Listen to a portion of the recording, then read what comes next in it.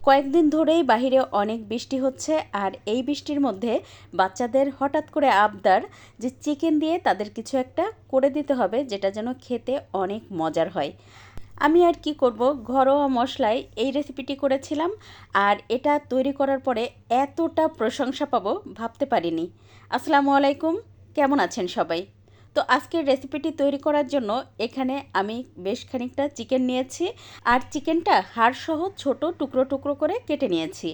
এবার এর মধ্যে দিয়ে দেবো হচ্ছে 3 টেবিল চামচ পরিমাণ টক দই, তার সাথে দিয়ে দেবো আধা চা চামচ পরিমাণ সাদা গোলমরিচের গুঁড়া, আর দিয়ে দেবো 1 চা চামচ পরিমাণ শুকনো মরিচের গুঁড়া, তার সাথে দিয়েছিলাম আধা চা চামচ পরিমাণ গরম মশলা গুঁড়া, সেই সাথে দিয়েছি স্বাদ মতো লবণ, আর 1 টেবিল চামচ পরিমাণ আদা রসুন জিরা বাটা মিলিয়ে।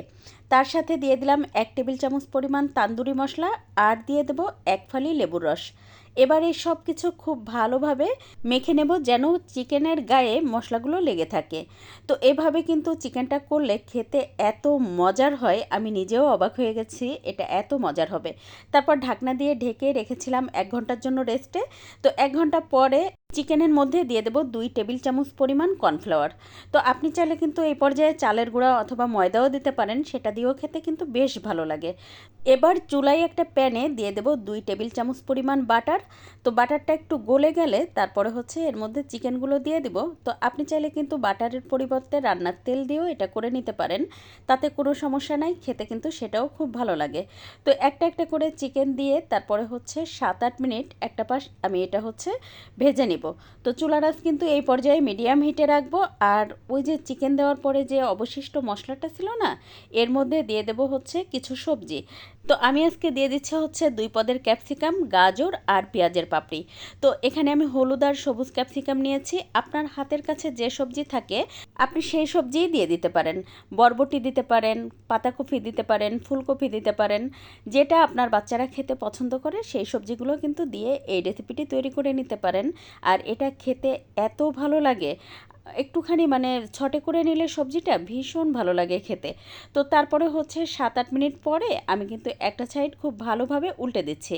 তো চুলার আঁচ কিন্তু মিডিয়াম রেখে এই রান্নাটা করতে হবে, আর আমি কিন্তু অপর পাশও ঠিক একইভাবে 7-8 মিনিট কিন্তু রান্না করে নেব।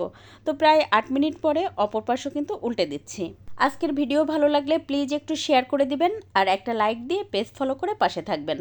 তো দেখতেই পাচ্ছেন আমি কিন্তু চিকেনটা বেশ ভালোভাবে ভেজে নিয়েছি, আর একটু মানে পোড়া পোড়া করে ভেজে নিয়েছি, এতে করে কিন্তু ফ্লেভারটা খুব সুন্দর আসে।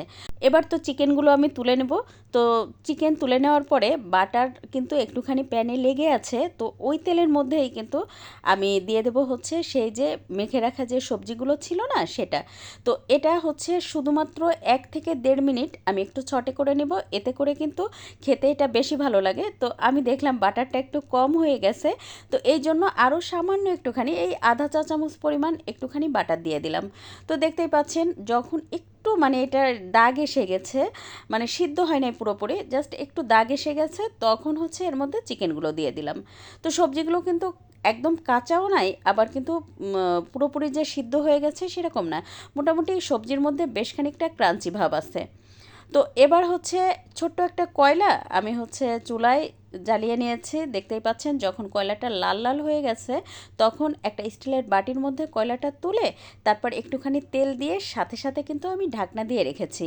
তারপর প্রায় 3 মিনিট পরে যখন এই ধোঁয়া ওঠাটা বন্ধ হয়ে গেছে, তখন হচ্ছে আমি বাটিটা তুলে নিচ্ছি। আর এতে করে কিন্তু এই চিকেনটার এত নাইস একটা ফ্লেভার আসে, আপনি একদম স্মোকি একটা ফ্লেভার পাবেন। এভাবে এক টুকরো কয়লা শুধুমাত্র একটু লাল লাল করে জাল করে তারপরে একটুখানি তেল দিয়ে আপনি যদি ঢাকনা দিয়ে ঢেকে রেখে দেন আমার মতো করে, তাহলে এটা মানে খেয়ে কেউ বুঝতেই পারবে না আপনি যে এটা বাসায় গ্যাসের চুলায় করেছেন। সবাই খেয়ে বলবে এটা আপনি হচ্ছে মাটির চুলায় করেছেন অথবা বাইরে থেকে নিয়ে আসছেন। এত মজার হয় খেতে। আমি সবসময় চেষ্টা করি আমার হাতে যে রেসিপিটা খেতে বেশি ভালো হয়, খেয়ে সবাই প্রশংসা করে, সেটাই আপনাদের সাথে শেয়ার করতে।